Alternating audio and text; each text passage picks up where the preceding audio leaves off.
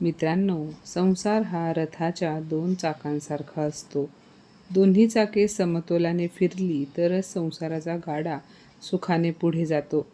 पण जर एक चाक पूर्ण ताकदीने ओढत असेल आणि दुसरे फक्त वजन बनून मागे खेचत असेल, तर तो गाडा कधी ना कधी रुळावरून घसरतोच.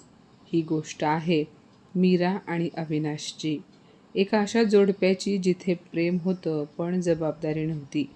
मीरा एका साध्या मध्यमवर्गीय कुटुंबातील मुलगी होती. तिचे वडील शाळेत शिक्षक आणि आई गृहिणी होती. घरात लहान भाऊ अजिंक्य. लहानपणापासूनच मीराने संघर्ष पाहिला होता. आई-वडिलांनी काटकसरीत दिवस काढून मुलांना शिकवलं होतं. मीरा अभ्यासात हुशार होती.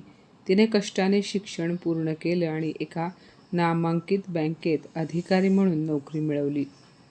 काही वर्षातच ती तिच्या मेहनतीवर मॅनेजर झाली. मीरा दिसायला सुंदर होती, पण तिचे खरे सौंदर्य तिच्या स्वभावात होते. नम्रता, समजूतदारपणा आणि कुटुंबासाठी काहीही करण्याची तयारी हे तिचे गुण होते. अविनाश एका चांगल्या घरातील मुलगा होता. शिक्षणही बरं होतं, दिसायला स्मार्ट, बोलण्यात गोडवा आणि आत्मविश्वास. मीराच्या घरच्यांना तो पसंत पडला. मीरालाही वाटलं, हा माझा आयुष्यभराचा साथीदार ठरेल. लग्न मोठ्या थाटामाटात झालं. सुरुवातीचे काही महिने खूप छान गेले. दोघे फिरायला जायचे, चित्रपट बघायचे, एकत्र स्वप्न रंगवायचे. एके दिवशी मीराने त्याला सहज विचारलं, अविनाश, तू नोकरीसाठी काही बघतोयस ना? अविनाश आत्मविश्वासाने म्हणाला, मीरा, मला साधी नोकरी नकोय. माझ्या लायकीचं मोठं काम मिळालं पाहिजे. मी मोठ्या कंपन्यांना अर्ज केलेत.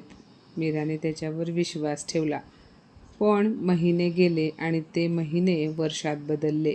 2 वर्ष झाली तरी अविनाशच्या आयुष्यात मोठी नोकरी आली नाही. आता त्याचा दिनक्रम ठरलेला होता. सकाळी उशिरा उठायचं. मीरा ऑफिसला जाण्यापूर्वी चहा, नाश्ता, जेवण करून ठेवायची. तो निवांत उठून जेवायचा, मग मोबाईलवर रील्स, गेम्स आणि मित्रांसोबत टाईमपास.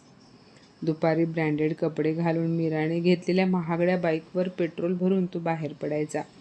त्याचे मित्र राहुल, करण, समीर हे फक्त त्याच्या पैशांवर जगणारे होते. कॅफेत बसून राहुल म्हणायचा, अरे अविनाश, आज पार्टी तुझ्याकडून.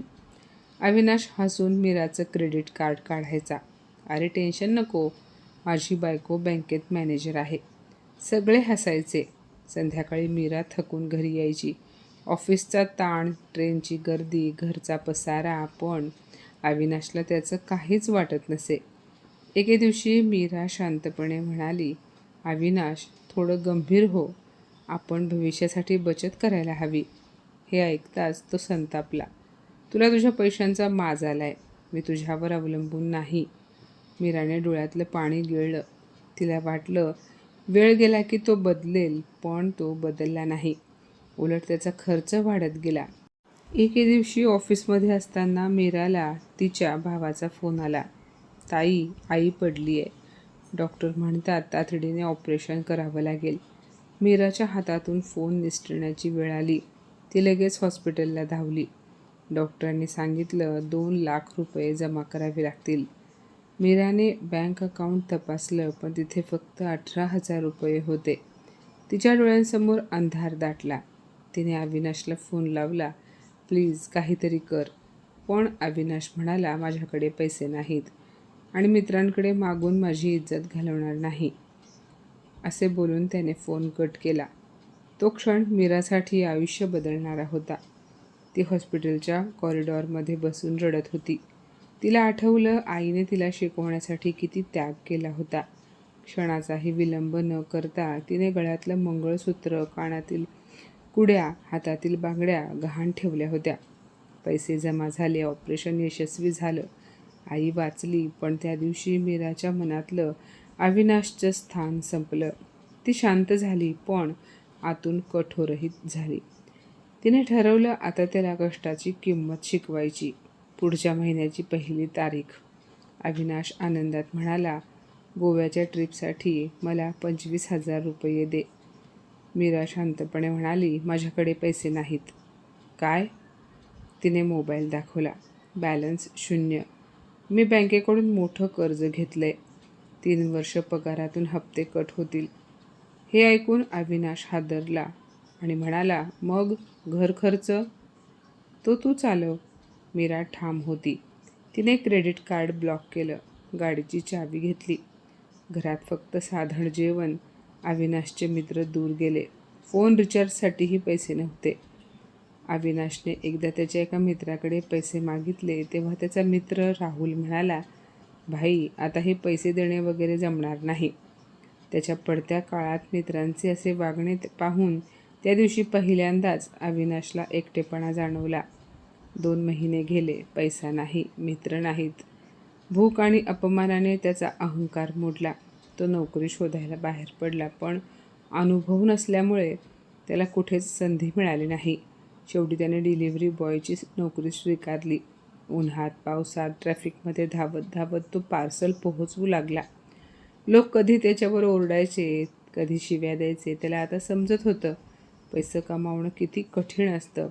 महिन्याच्या शेवटी त्याला 12,000 रुपये मिळाले.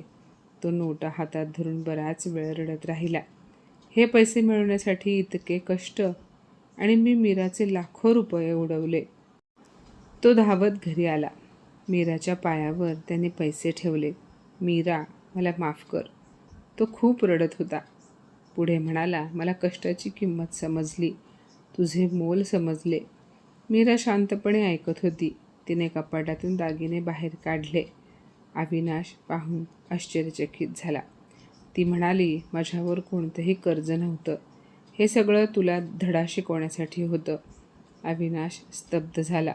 त्या दिवसापासून तो खऱ्या अर्थाने बदलला. त्याने मेहनत सुरू ठेवली. काही वर्षातच त्याच डिलिव्हरी कंपनीत तो सुपरवायझर झाला. नंतर मॅनेजर झाला. आता तो स्वतः कमवायचा, घर सांभाळायचा आणि मीराला प्रत्येक कामात साथ द्यायचा.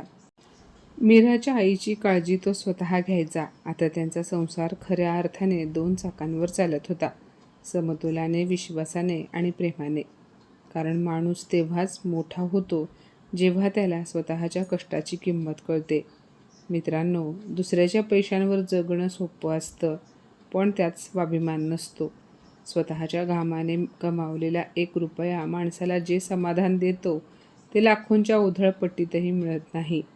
संसारात प्रेमाइतकंच जबाबदारीलाही महत्त्व असतं. कारण नातं टिकवायचं असेल तर दोघांनीही सारखं ओझं उचललं पाहिजे. बरोबर ना?